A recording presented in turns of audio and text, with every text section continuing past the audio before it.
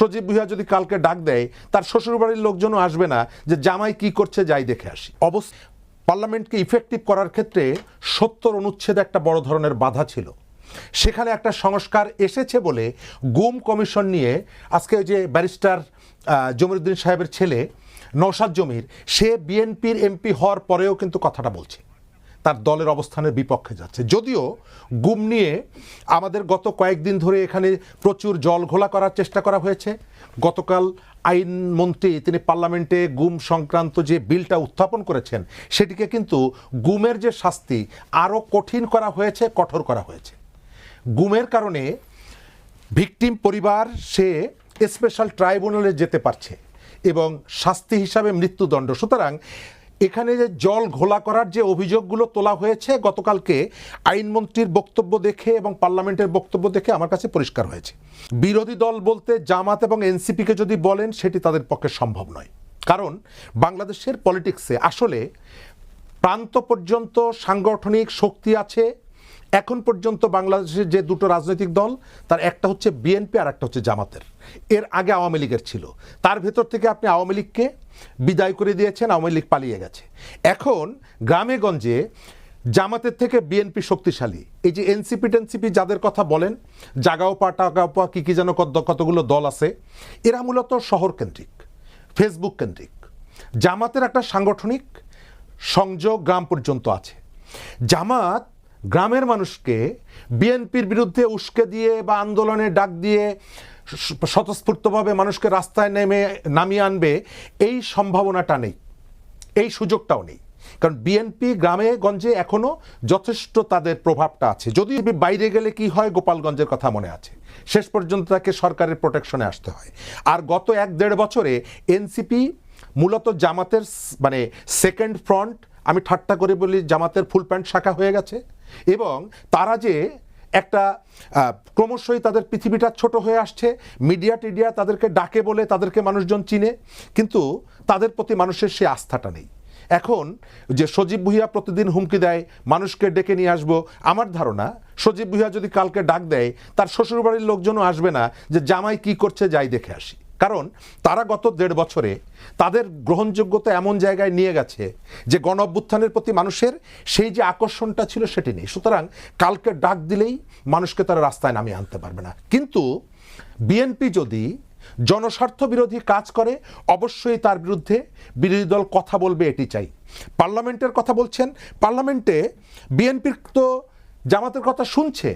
যে রাষ্ট্রপতির ভাষণ বয়কট করলো জামাত সহ বিরোধী দল, সেই রাষ্ট্রপতির ভাষণের উপরে যখন তারা 50 ঘন্টা আলোচনার প্রস্তাব করলো, সরকারি দল কিন্তু বলেনি যে না আমরা এতক্ষণ আলোচনা করব না।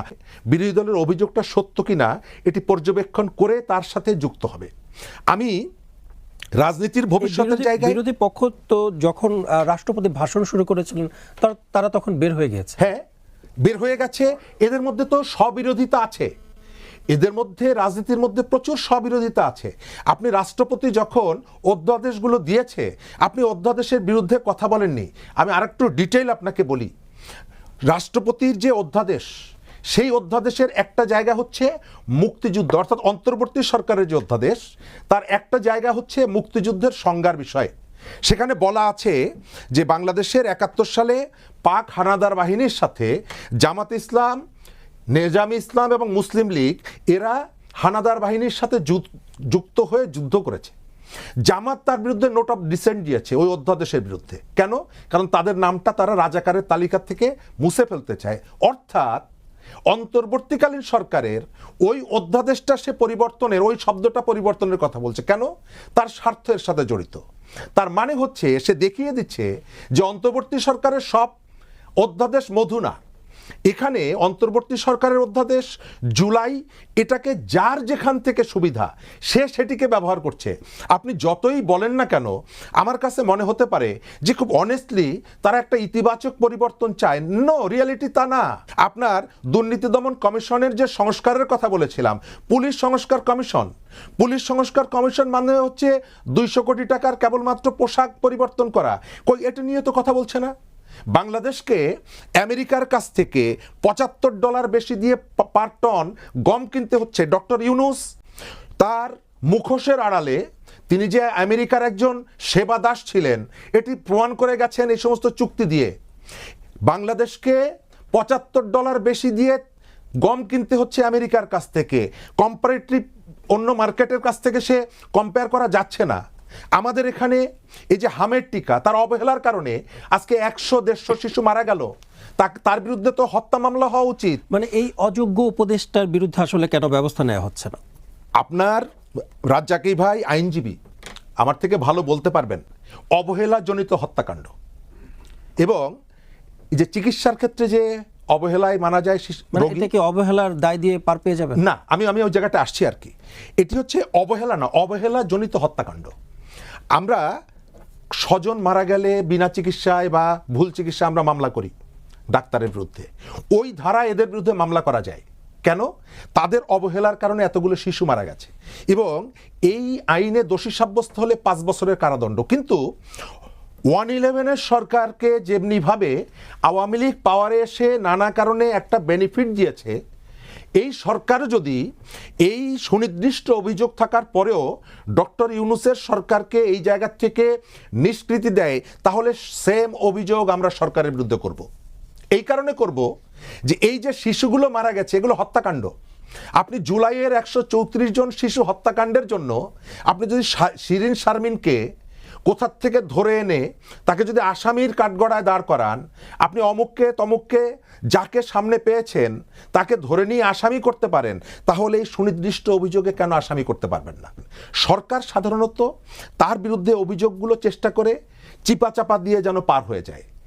বিরোধী দলের দায়িত্ব হচ্ছে পাবলিক ইন্টারেস্টে, ন্যাশনাল ইন্টারেস্টে এগুলোকে তুলে ধরা। আমার বিরোধী দল, আপনি খেয়াল করবেন যে এই যে চুক্তি হয়েছে যে তেল কেনার জন্য আমেরিকার কাছ থেকে দরখাস্ত করতে হচ্ছে, একটা দেশের সার্বভৌমত্বের জন্য কতটুকু এটি গ্লানিকর, এই বিষয়টা পার্লামেন্টে বিরোধী দল তুলবে না। কেন তুলছে না? তুলছে না হচ্ছে তাদের পীর হচ্ছে ডক্টর মোহাম্মদ ইউনূস। এবং ডক্টর মোহাম্মদ ইউনূস এই যে কাজগুলো করেছে জুলাই অভ্যুত্থানের পরে, আমাদের যে স্পিরিট, জুলাইয়ের যে টার্গেট, সেই টার্গেট ফুলফিল করার জন্য আমরা বিশ্বাস করে তাকে দায়িত্ব দিয়েছিলাম, কিন্তু সেই বিশ্বাস তিনি ভঙ্গ করেছেন। কিভাবে? এই যে বাংলাদেশকে দিল্লির দাসত্ব থেকে বেরিয়ে এসে বাংলাদেশ তো আমেরিকার দাসত্বের মধ্যে শৃঙ্খলা আবদ্ধ হব, এটা তো আমরা চাইনি, কিন্তু উনি সেটি করে গেছেন। সংস্কার করতে এসেছিলেন বাংলাদেশের পলিটিক্স, আলী রিয়াজদেরকে নিয়ে ডেকে এনে বাংলাদেশের ইলেকশনের পরিবর্তন কি হবে, আলী রিয়াজ রাজনৈতিক দলগুলোর সাথে আলোচনা করার পর তার ফাইন্ডিংস নিয়ে কেন আমেরিকান দূতাবাসে গিয়ে বৈঠক করেছেন, এটা কি ডক্টর ইউনূস জানতেন না? আপনি কোন দূতাবাসের সাথে বসলেন না, বাংলাদেশের পলিটিক্স কিভাবে শুদ্ধ করবেন আমেরিকার সাথে গিয়ে বসছেন।